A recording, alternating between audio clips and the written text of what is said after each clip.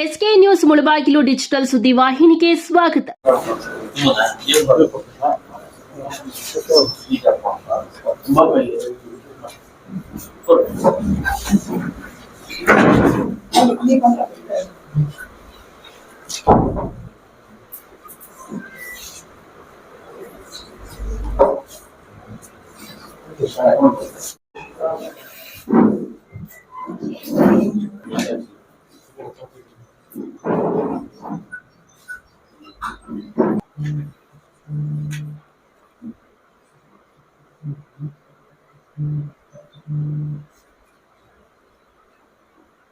ವೇದಿಕೆ ಮೇಲೆ ಹಸಿರಾಗಿರ್ತಕ್ಕಂಥ ತಾಲೂಕು ದಂಡಾಧಿಕಾರಿಗಳು ಹಾಗೂ ಮತ್ತೋರ್ವ ಕಾರ್ಯನಿರ್ವಹಣಾಧಿಕಾರಿಗಳು ಹಾಗೂ ಆರ್ಐಗಳು, ಎಲ್ಲ ತಾಲೂಕು ಸಿಬ್ಬಂದಿ ವರ್ಗದವರು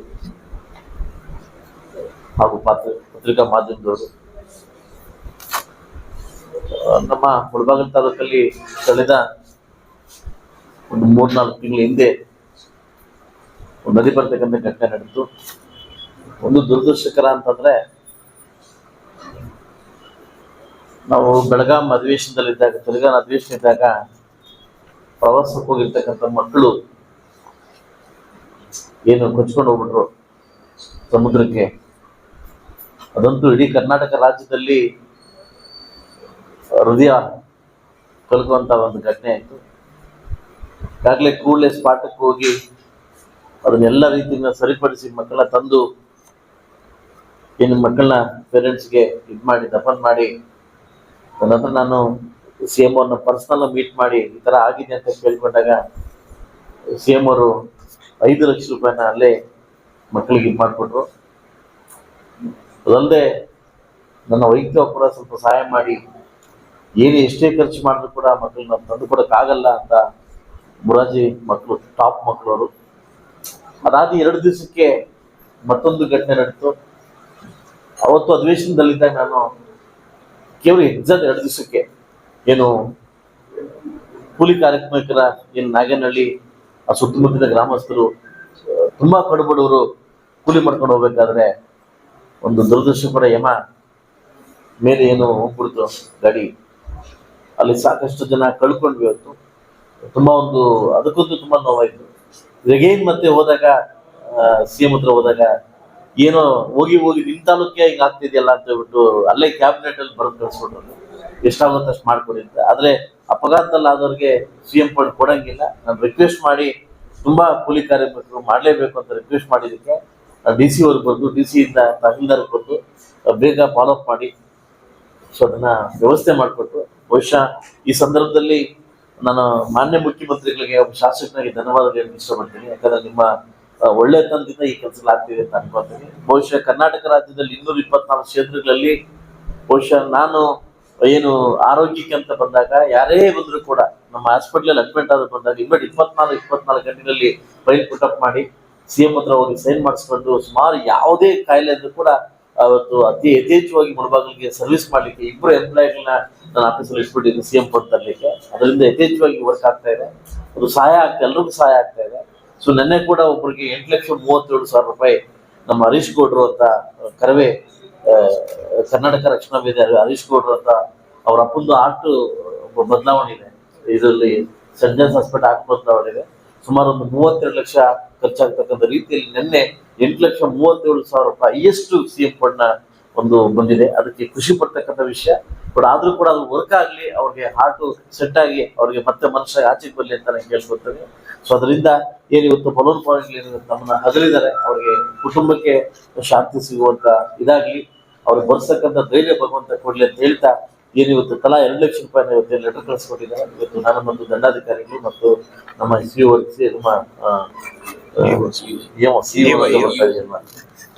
ಕೊಡ್ತೀಯಲ್ವಾ.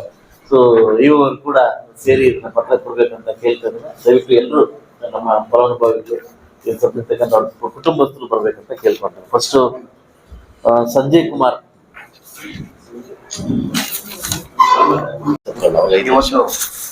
ಸಭೆಯ ಅಧ್ಯಕ್ಷತೆ ವಹಿಸಿರುವ ನಮ್ಮೆಲ್ಲರ ನೆಚ್ಚಿನ ಜನಪ್ರಿಯ ಶಾಸನ ಸಮೃದ್ಧಿ ವಿ. ಮಂಜುನಾಥ್ ಸಾಹೇಬ್ರೆ, ತಹಸೀಲ್ದಾರ್ ಮೇಡಮ್ ಅವರೇ, ಹಾಗೂ ಇಲ್ಲಿ ನಡೆಯುವಂಥ ಎಲ್ಲ ಸಾರ್ವಜನಿಕ ಬಂಧುಗಳೇ, ಮಾಧ್ಯಮ ಮಿತ್ರರೇ,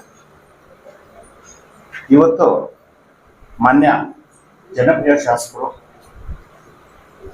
ಸುಮಾರು ಮುಳಬಾಗಿಲು ತಾಲೂಕಿನಲ್ಲಿ 300ಕ್ಕೂ ಹೆಚ್ಚು ಜನಗಳಿಗೆ ಮುಖ್ಯಮಂತ್ರಿ ಪರಿಹಾರ ನಿಧಿಯಿಂದ ಸಹಾಯಧನವನ್ನ ಮಾಡಿಸ್ಕೊಟ್ಟಿದ್ದಾರೆ.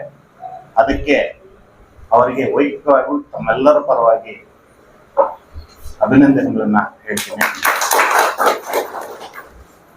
ನಾನು ಕಂಡಂಗೆ ಯಾವುದೇ ಒಬ್ಬ ವ್ಯಕ್ತಿ ಆಸ್ಪತ್ರೆಯಲ್ಲಿ ಅಥವಾ ಅಪಘಾತದಲ್ಲಿ ಮರಣ ಹೊಂದಿದ ನಂತರ ಮಾನ್ಯ ಶಾಸಕರನ್ನ ಸಂಪರ್ಕಿಸಿದಾಗ ಎಷ್ಟು ಅರ್ಜಿಗಳು ಬಂದಿದ್ದಾವೆ, ಅಷ್ಟು 100ಕ್ಕೆ 100ರಷ್ಟು ಅರ್ಜಿಗಳನ್ನ ವಿಲೇವಾರಿ ಮಾಡಿ ಪ್ರತಿಯೊಬ್ಬರಿಗೂ ಸಹ ಪರಿಹಾರನ್ನ ತಂದುಕೊಟ್ಟಿರೋದು ನನ್ನ ಕಣ್ಣಾರೆ ನಾನು ನೋಡಿದ್ದೀನಿ.